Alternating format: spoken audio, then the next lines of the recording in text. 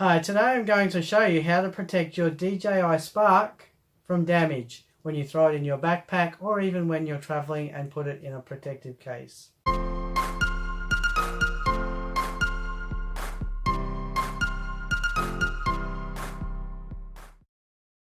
The first thing you'll notice about the Spark is the camera. The camera is very loose and exposed to the elements, and although it's got a nice solid gimbal, it can easily get damaged.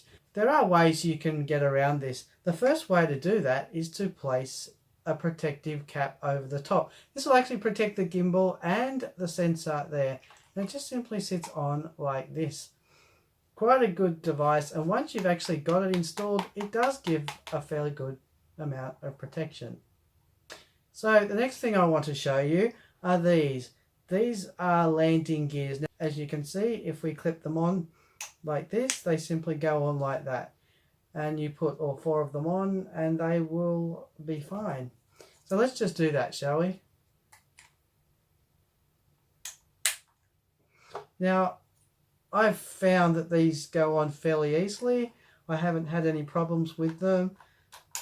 Getting them off can be a bit fiddly, but that's okay because you don't want them to come off easily, especially when you're in flight, which is a good thing because they do clip fairly well. There's actually a clip there that holds them on fairly tight. As you can see, they do extend the height of the quadcopter a fair bit. The last thing I want to show you is actually some propeller protectors. Now with these propeller protectors, what you do is you put them over the top of the propellers, stretching them from one side to the other, making sure the propeller is neatly underneath them.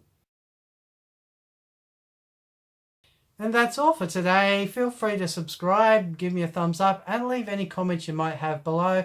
Until next time, you take care and happy droning.